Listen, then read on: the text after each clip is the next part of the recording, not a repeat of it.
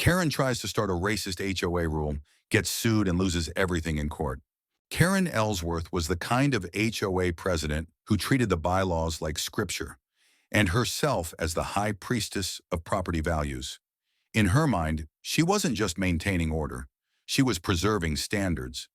But what Karen never said aloud, though it bled through her tone, her posture, her clipped emails, was that her definition of standards didn't include everyone, especially not people like the Johnsons. New to the neighborhood, the Johnson family was everything Karen quietly resented. Black, young, successful, and confident. Marcus was a cybersecurity analyst, and his wife, Leah, ran a nonprofit for underserved youth. They landscaped their yard with native plants, hosted weekend chess clubs for kids, and always smiled when Karen passed by, which infuriated her. "They're too loud, too visible, too different," she whispered to fellow board members. And so she drafted a new proposal to present at the next HOA meeting. To preserve the aesthetic consistency and social harmony of Bellwood Gardens, residents may not host recurring events with more than 5 non-family guests, nor may homes display flags, signage, or decorative elements reflecting non-traditional themes. She called it a community enhancement initiative. Everyone else saw it for what it was, thinly veiled racism. The night she presented it, the meeting room was packed. More than 70 residents showed up, many for the first time. Karen stood at the front, clicker in hand, her PowerPoint glowing behind her. "This is about protecting our property values," she said, "about ensuring that we don't become disorderly." A hand shot up in the front row. It was Leah Johnson. "Who defines disorderly?" she asked calmly. "And why do these rules seem aimed at families like mine?" Karen straightened. "This isn't about race." "Suona, then why did you specifically complain about the Juneteenth flag we hung on our porch? Or the Saturday reading group we host for neighborhood kids?" Murmurs swept the crowd. Karen stammered. "Those are just examples of things that draw attention. We should be more discreet." Another voice chimed in, from an older white neighbor. "Karen, my grandson has a weekly drum circle in my yard. You've never said a word." Someone else added, "And I've had pride flags up for 2 years." All eyes turned to Karen, and then Leah stood.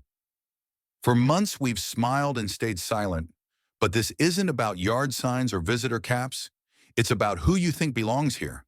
She turned to the crowd. "We're not leaving, and we're not staying quiet."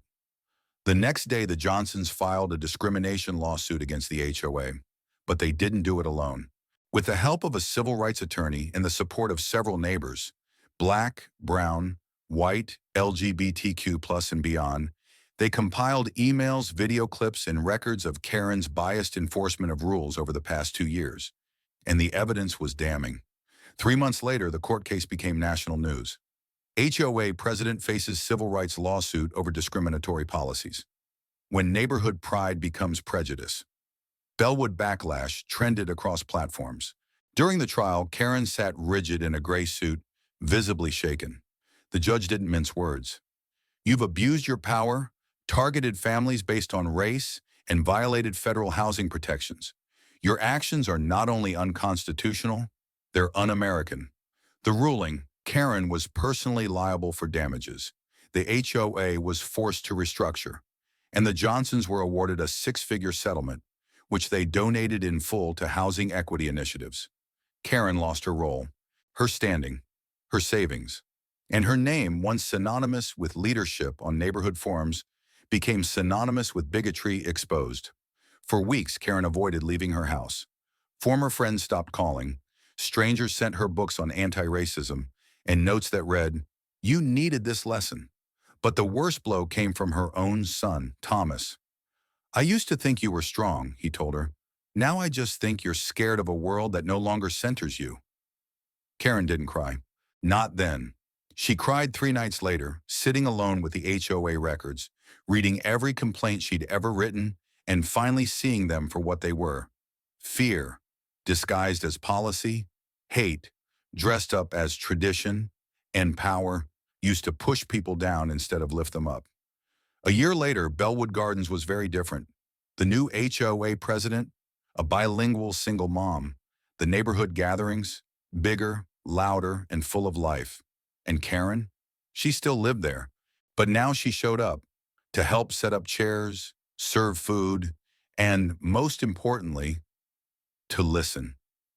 When Leah passed her a lemonade at the summer block party, Karen said, "You were right." Leah nodded. "I know." Karen looked around, and for the first time, she didn't feel like she was losing control. She felt like she was finally joining something bigger.